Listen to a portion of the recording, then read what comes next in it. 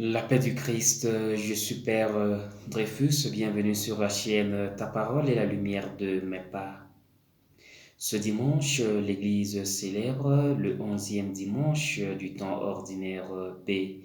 Les textes qui nous sont proposés pour notre méditation sont les suivants. La première lecture est tirée du livre du prophète Ézéchiel au chapitre 17, les versets 22 jusqu'au verset 24. La deuxième lecture est tirée de la deuxième lettre de Saint Paul apôtre aux Corinthiens au chapitre 5, les versets 6 jusqu'au verset 10. L'évangile est tiré de Saint Marc au chapitre 4, le verset 26 jusqu'au verset 34. Comme annoncé, nous célébrons aujourd'hui le 11e dimanche du temps ordinaire B.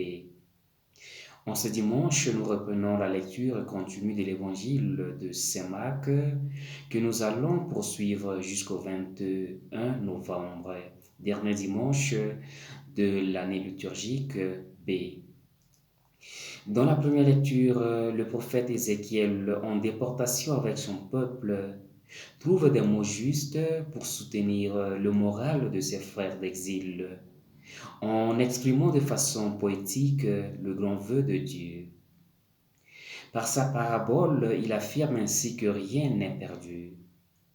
Déporté en exil loin de chez eux, le peuple juif semble avoir tout perdu.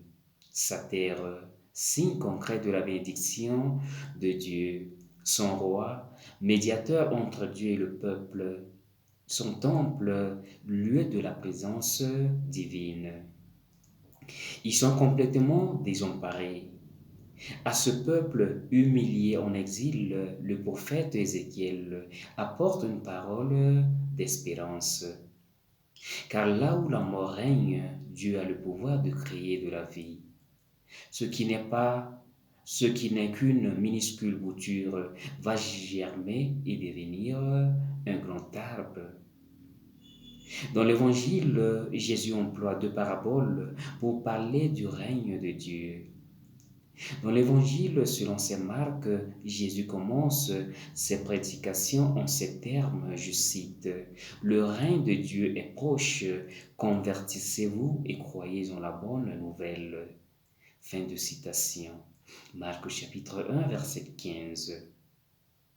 Mais dans quel sens les Juifs comprenaient-ils Jésus quand il attendait annoncer le règne de Dieu?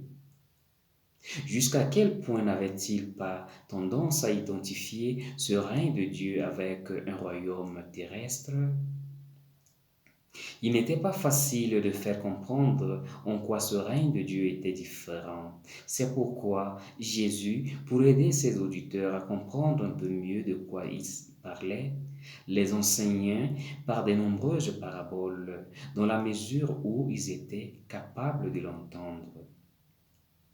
Les deux paraboles de l'évangile de ce dimanche sur le règne de Dieu insistent sur un aspect très important. Ce ne sont pas les hommes qui construisent le règne de Dieu, mais c'est Dieu lui-même qui lui donne vie et croissance. De même que l'homme qui sème une graine en terre ne peut la faire pousser par son désir ou ses propres forces, ni par ses efforts donner une fécondité particulière telle que celle que connaît la graine de moutarde. De même, le règne de Dieu n'est pas au bout de nos efforts. Il n'est pas l'application de nos principes et de nos règles pour transformer la société selon nos désirs. Souvent, nous voulons que Dieu agisse à notre manière. Nous voulons utiliser la force de Dieu pour mettre en œuvre nos objectifs. Mais ce n'est pas de cette façon-là que le Christ annonce le règne de Dieu. Dieu travaille au cœur des événements comme il travaille la liberté et le cœur de tous les hommes, mais d'une façon qui nous échappe et que nous ne maîtrisons pas. Notre mission comme chrétiens, c'est de s'aimer la parole de Dieu, c'est d'annoncer la vie nouvelle que nous avons reçue, de donner dans ce monde des signes visibles qu'il y a quelque chose de neuf, de positif, de bon qui se produit chaque jour, car Dieu est à l'œuvre. Notre mission, c'est d'être un ferment dans le monde. C'est d'être le sel de la terre et la lumière pour le monde. Et Dieu nous garantit que c'est lui qui donnera la croissance et la fécondité pour que son règne soit un abri pour tous les hommes.